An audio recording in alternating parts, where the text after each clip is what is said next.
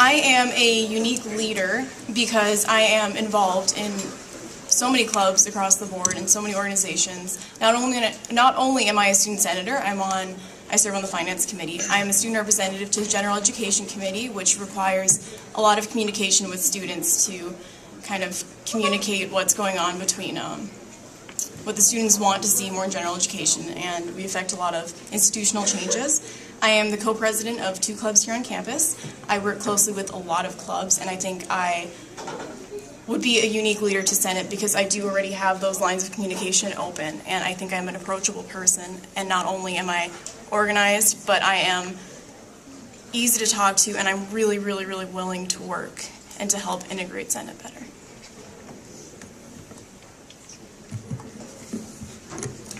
I would say the 2 biggest aspects that I would like to bring to a leadership role, such as vice president, first of all would be organization. Knowing what is going on campus, not only in Senate, not only in the clubs I'm in, but across Senate, in clubs I'm not in, sporting events, etc. Also, second is understanding that all the students, we have different needs, as I said before. I really want to be able to represent as many as I can. You probably have seen me around. I'm in quite a few clubs. The biggest one where I have learned a leadership role is probably Circle K. I'm on the board right now, and I do a lot with Circle K. It's really important to me, and if I get this position, I hope to make this position just as important. 30 seconds to the Vice President. EVP is one position, and to a lot of you don't know what that means. Someone brought that to my attention the other day. It means I'm there to be right next to the president. I'm at Board of Trustees meetings. I'm the leader for the undergraduate involvement in Centennial. I go to budget meetings, finance meetings, not because I have to, but because I'm in my position. Being educated on everything is something that I find a very, very necessary thing to get the position done.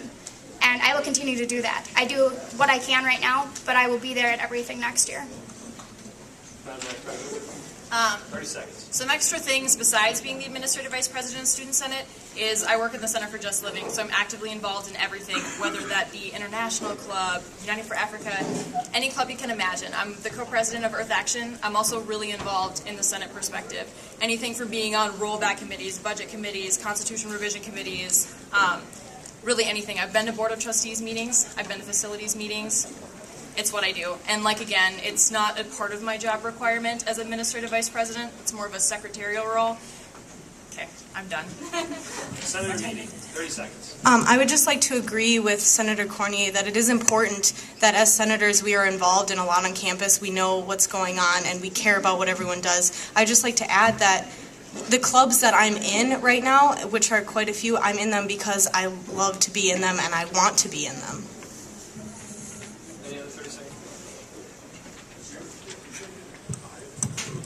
You'll have to forgive us. We do have some mic difficulty up here. But the next question is for all of the candidates. Over the last 5 years, the college has increased tuition rates.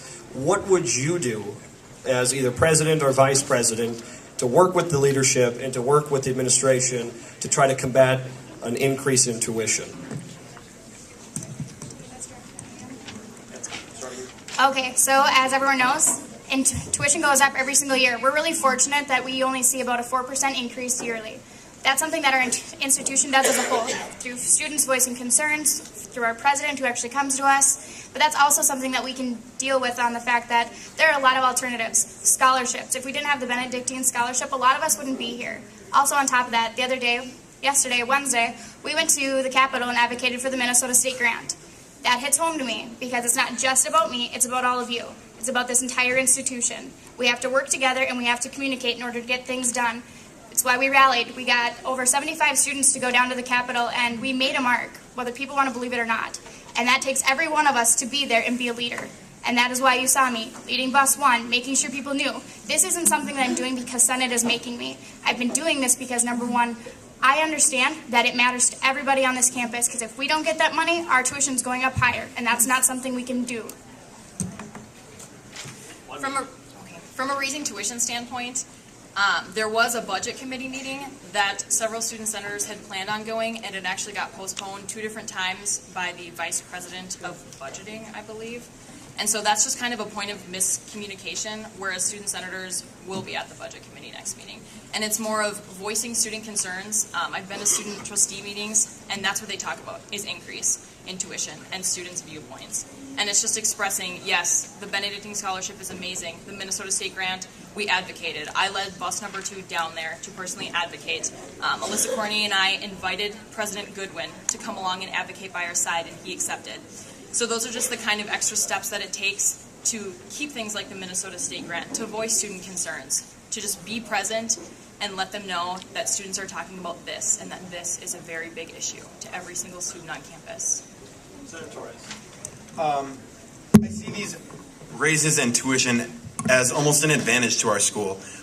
Yes, we all have to pay more, but these do go back to us in the end. Parking is an issue. This can go to parking. Tuition is an issue. I think we can see it as more of an advantage. I would like to make it more reasonable to students so they can see how this tuition rise is being used for them so that they can get a better education. We would like to keep the name of our school better than other schools. We'd like people to see that the College of St. Scholastica has a name out there and that we are worth what we are paying to go to this school. And I think that that's something that it's really important that everybody should understand. Senator Allen. I think the question is more of not how can we combat an increase in tuition, but more of how can we create a clear and concise understanding between the students and the institution on why these raises are happening, the concerns of the students regarding these raises, maybe improvements that this rise could have in the college. And I think with that in mind, we can come to an agreement or a compromise or whatever it may be between the institution and the students that will keep everybody relatively happy. 1 minute. The first thing I would say is we all just need to understand that rises in tuition are going to happen. It's almost inevitable. All schools across the state do it every year. There's no way to get around it. We are one of the lucky few. We usually are on the lower end of the raises. The second is communication. We have to be able to communicate with the students, tell the board what the students are thinking. Another thing to add to that is I also went to the day at the Capitol, and I actually got to meet with Senator Doms for about 20 minutes, and we had a good conversation about what the state grant does for students, not only at St. Scholastica but across Minnesota. And he seemed very open and willing to talk about it. We really do make an impact at Day at the Capitol, and I just would like to add that think about going next year because it's a pretty great thing to experience. 30 seconds to the Vice President. Every one of us has some great ideas about how to battle the tuition increase. We gotta face facts that every single year it's gonna happen. But we all have great ideas right up here, and Student Senate, of course, we all come together and come up with ideas, but it's also about going out to every one of you guys and finding out how does it impact you. I've had a number of students going, I can't afford to go here next year, and what do? Walk them up to financial aid. That might not be possible if we don't make sure that we have funds everywhere across this campus and that we're all sharing in on helping each other. It's not an individual basis, this is all about all of us. Madam Vice President, 30 seconds. The last Board of Trustees meeting that I attended said that St. Scholastica was the 12th least expensive college in Minnesota. And I guess I don't particularly see that as a title. I guess I don't advertise, I'm going to the 12th least expensive college. I see that St. Scholastica makes its name through the programs, through the majors, through the self-designed programs that we have, and by its leadership on campus. And that's kind of what I'm trying to make the point of, that tuition increases don't have to happen. I have heard so many student concerns. And thank you for those responses. The next question is for the two presidents. If you were elected, and if the your running mate is not elected, how do you feel about working alongside a different vice president than who you ran with? Starting with that. I can work with anybody. I've proven it. We're a very diverse Senate. We